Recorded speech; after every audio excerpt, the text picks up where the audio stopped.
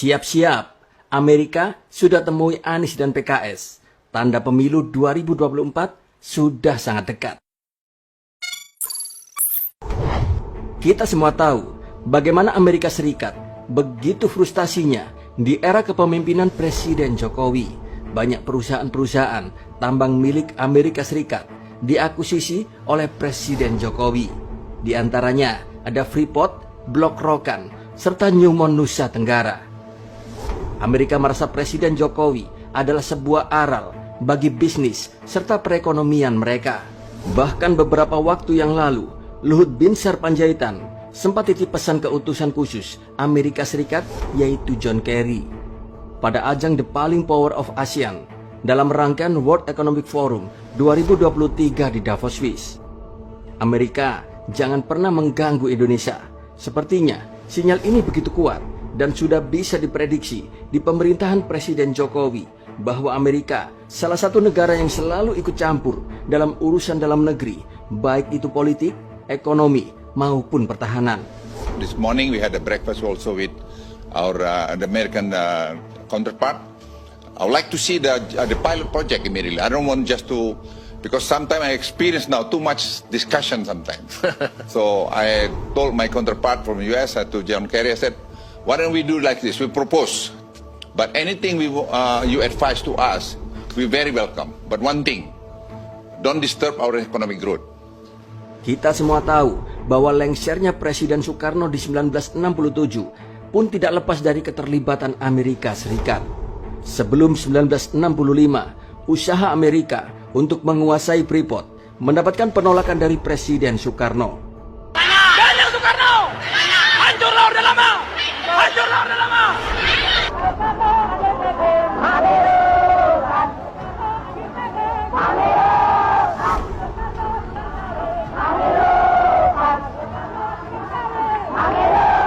Dan disinilah permainan dari intelijen CIA pun dimainkan hingga Soekarno berhasil digulingkan. Saya yakin ada sejarah yang ditutup-tutupi oleh Orde Baru dalam penggulingan Presiden Soekarno. Singkat cerita, Presiden Soekarno pun ambruk dan Soeharto diangkat sebagai Presiden RI kedua. Tapi yang aneh di sini, setelah Soeharto pada 12 Maret 1967 diangkat sebagai pejabat Presiden Indonesia, 3 minggu kemudian Freeport pun jatuh ke tangan Amerika Serikat. Kontrak karya PT Freeport telah dihadiahkan kepada Amerika yaitu selama 30 tahun dan ditandatangani pada 7 April 1967. Jadi di sini ada benang merah yang begitu sangat jelas antara Soeharto dan Amerika Serikat. Dan sejak itulah Amerika terus mengincar hal-hal strategis dan secara kontinu dan terus mengeruk keuntungan sebesar-besarnya. Hal ini terjadi dan berlangsung selama terus-menerus, bahkan hingga Presiden SBY berkuasa. Tapi di zaman Presiden Jokowi, Indonesia mulai menunjukkan taringnya, yaitu dengan mengakuisisi semua perusahaan-perusahaan tambang milik Amerika. Freeport, Blok Rokan, dan Newmont Nusa Tenggara yang sebelumnya menjadi lahan kerokan Amerika dan berbagai negara sekutunya kini telah direbut Presiden Jokowi. Bayangkan saja, dari zaman pemimpin terkorup di dunia yaitu Soeharto sampai di era Presiden SBY, kepemilikan perusahaan tambang-tambang tersebut mayoritas dimiliki oleh asing dan Indonesia tidak dapat keuntungan apa-apa. Negosiasi terus, minta 51%, jangan mundur. Mau minta 51 saja kok takut, ragu-ragu. Apa sih? Jangan mundur, terus.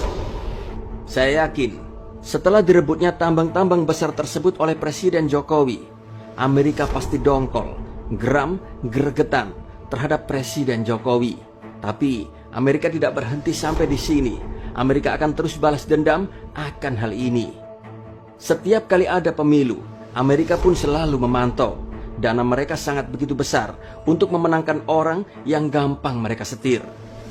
Pemilu 2019 yang lalu, boleh dibilang Amerika telah gagal membuat chaos negeri ini. Dan saya sangat begitu yakin bahwa kekisruhan demi kekisruhan yang terjadi selama Indonesia dipimpin oleh Presiden Jokowi, di balik semua itu ada Amerika yang terus berupaya menggoyang pemerintahan Presiden Jokowi. Kadang-kadang kita ini terbayang-bayang oleh ketakutan kita sendiri. Dulu waktu kita mau ambil Freeport kembali, informasi yang saya terima memang semuanya menakutkan. Menakutkan semuanya. Nanti Papua akan goncang, Papua akan lepas, Amerika akan marah. Sampai 3 tahun kita kerja ini. Dan menterinya maju mundur, maju saya gitu kan. Ya memang ngeri, karena ini sudah 41 tahun Freeport itu. Ternyata ya nggak ada apa-apanya. Kita semua tahu, Amerika lagi cari boneka di Indonesia untuk tahun 2024. Saat ini, Amerika sedang mengalami kondisi ekonomi yang terpuruk dengan resesi yang begitu sangat tinggi. Amerika Serikat akan terus berupaya bagaimana caranya agar Indonesia bisa diatur-atur kembali. Seperti ketika Indonesia dipimpin oleh presiden-presiden sebelum Presiden Jokowi. Indonesia selalu dianggap sumber duit bagi negeri Paman Sam tersebut. Dan kesempatan itu akan kembali Amerika dapatkan, yaitu pada Pilpres 2024 mendatang. Salah satu organ yang paling dekat dengan Amerika saat ini sepertinya Anies Baswedan.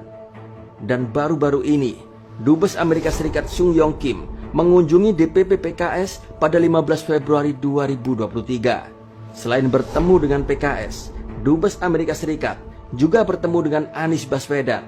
Sepertinya ada ikatan batin antara Anies Baswedan dengan pemerintahan Amerika Serikat. Mengingat Anies Baswedan cukup lama kuliah dan berkarir di Amerika Serikat. Umum diketahui jika Anies sejauh ini dekat dengan Amerika.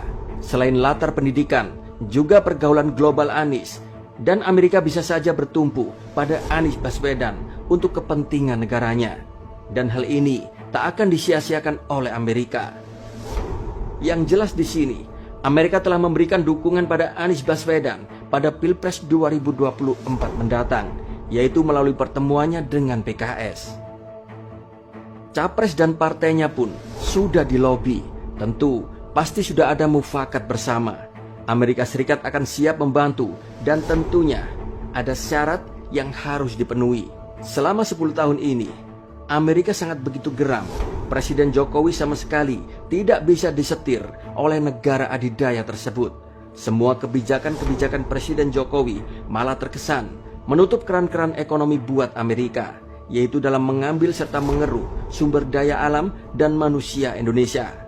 Kita ini sudah 77 tahun merdeka, selalu bahan mentah yang kita ekspor. Sehingga nilai tambah itu ada di negara lain. Pembukaan lapangan kerja juga adanya di negara lain. Karena mereka yang mengindustrikan. Kita digugat negara EU, Uni Eropa ke WTO. Sampai sekarang belum selesai. Ya kalau kita digugat, kemudian kita takut dan tidak berani terus maju, ya akan terus-menerus seperti yang dulu-dulu, mentah terus yang kita ekspor. Gugat ya gugat, kita hadapi. Siapapun nanti pemimpin, presiden negara ini, konsistensi itu harus kita jaga dan terus kita ingatkan.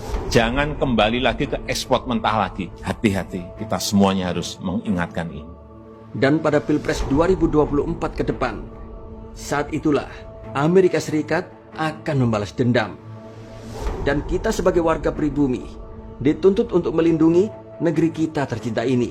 Jangan sampai apa yang sudah diperjuangkan oleh Presiden Jokowi akan menjadi sia-sia jika Anies Baswedan menjadi pemimpin. Kedekatan mereka dengan Amerika sudah terlalu nyata dan sudah terlalu jelas. Bagaimana menurut Anda?